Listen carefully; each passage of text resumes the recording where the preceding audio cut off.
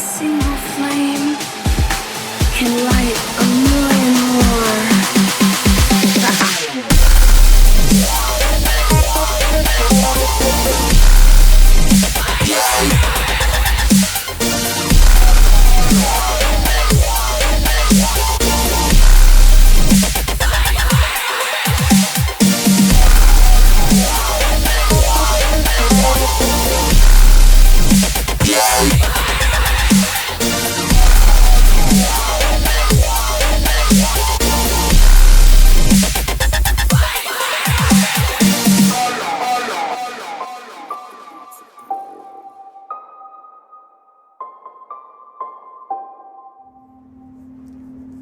You know, sometimes, got down. Okay. Sometimes you just got to slow down and take the time to do something right. Now, Nelson sent me this little Pride Earthquake, which is some off-the-wall brand I've never seen before. I'm familiar with the term Pride when it comes to like these kinds of Prides here. Right? These I'm familiar with. This over here, not so much. Yeah. So anyhow, this is a Pride Earthquake, and basically what this boils down to be is a 1x4. And my first question to Nelson on the phone when he called me was, dude, what's it putting out for watts? And he goes, like 300 watts. And I went, what? He goes, you're 300 watts. And I went, send it here. There's something wrong. And the other thing he was telling me is when he'd hook this thing up, he was getting all kinds of crazy reflect. Now, I tore into this yesterday, and I spent about 3 hours on it yesterday, and then I spent another hour or so on it today. But the primary reason he sent it up to me is that he wanted to rehook up the driver's section that had been disabled. And they just simply cut that little piece of white coax that comes from the home etched board that's over there on the back. That's our relay board right here. Now, Nelson, I went ahead and I took a minute and I labeled everything on the front so I knew what it did. On, off. This switch, all it does is turn on the TX light. That's all it does. But you got to have this switch on to make the fan work. Fan's running, okay? This is your sideband delay, which I truly believe was an afterthought of somebody's. And then we reinstalled your low, medium, and high. We're going to play with high today. That's all we're going to play with, because the rest of these do work, but they just very small amounts down, so I just leave it on high. Nelson, I went in here, buddy, and there was all kinds of problems with this box. Like, we'll start and we'll look at the output section. This transform. Okay, so you guys know that you have to feed, if you're feeding your input signals from your center taps on your transformers, that these have to be exactly 180 degrees out of phase with each other. Otherwise, it'll cause it to cross oscillate and they'll be out of phase with each other. You got to remember that this is a push-pull linear, so that means these two transistors are their own separate entity. These two transistors are their own separate entity. Each one of these is pushing and pulling. Translation, one's on, one's off, as it's cycling and switching to create the RF. Well, if you don't feed these out of phase with each other, they're both trying to rectify the same side of the signal, and so this transistor bank, this linear and this linear, will be out of phase with each other and they'll cancel each other out. So what they had going on here is they had this leg on the transformer tied over to the combiner or the splitter, and this leg of the transformer tied over to ground. And then they had exactly on the opposite side of the signal that 180 degrees out of phase. But this one was in phase. It was canceling itself. That was the primary problem. That, and it was so far out of tune. Now, there was a lot of little things I had to go around and chase down. Like, this tuning coil was cold soldered from it jiggling back and forth over all the years, where the mag wire was soldered down to the trace that it broke loose. Fixed that. Fixed a bunch of other stuff over here on the keying board, and then went to work on the driver's section. Now, this isn't the prettiest thing at the prom, but she's going to turn a couple heads when you watch this thing work. It did have a, let's see, 455 or a 1446, I don't remember which, I took it out yesterday, transistor in there for a driver, and we replaced it with a brand new Toshiba 2879 red dot, which as you can, what you're gonna see here in a minute, pushes the scoochum right out of this sucker. Okay.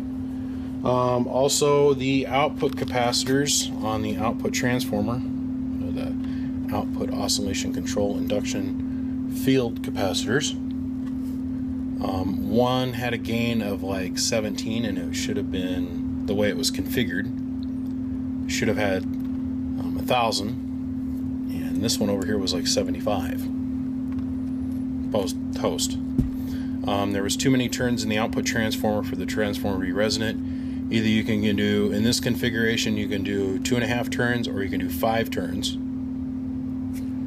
This had 7. I went ahead and I pulled all the turns out, went for 2.5. The input transformers had 6 turns on them, and I went ahead and I went with 2.5. The output transformer on the driver's section had 6 turns on it, and I went ahead and went with 1.5, because remember, it's only a single-ended device, so it's going to only need about half the amount of induction.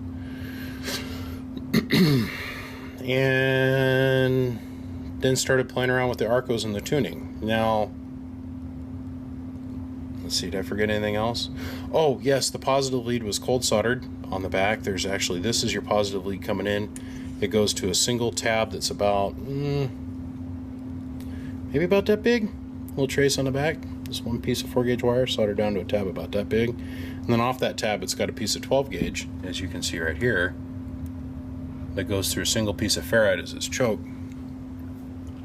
Like I said, not going to turn a lot of heads at the ball, but she's definitely going to get with the program. A little rough on the inside, a little rough, but that's okay. Leaving it on high. Let's go around the loop here. Let's see, 1,000-watt slug in PEP, 1,000-watt slug in bird average, 5-watt slug in reverse, back from the bird 10,000-watt dummy load. We're going to use the RCI 2950 and then the Striker 955. Now, Nelson has, when he sent this to me, he had a little small radio, and since then has upgraded and has now got himself a Scoochum big boy radio. His man bag dropped and hair came out, and he thought he'd get himself a bigger radio. It says General Lee on the front.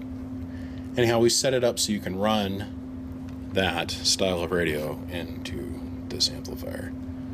But we're going to start out with that, because I want you to see how it runs with this compared to what you already had. Now, he wasn't lying. When I got it, I was only able to get about 300 to 400 watts out of it. Let's turn the box off for a second. Audio. So about 20 watts is all we're going to put in this for drive. We're going to leave it up on high. Audio.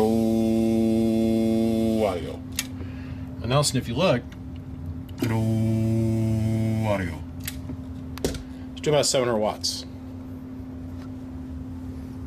400, 500, 600, 700. You can tell these ferrite cores are straight out the 80s, because they buzz. And this box is working.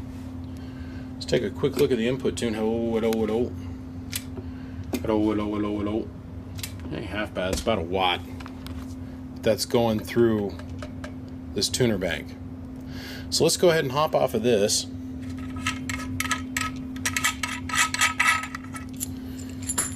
Let's go to the big boy radio.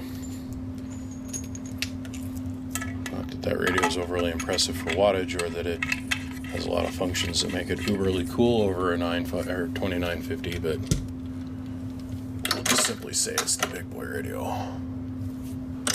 Okay. Hello, got down. Yeah, check it out, Nelson. Hello. It's about 925 to 950 watts.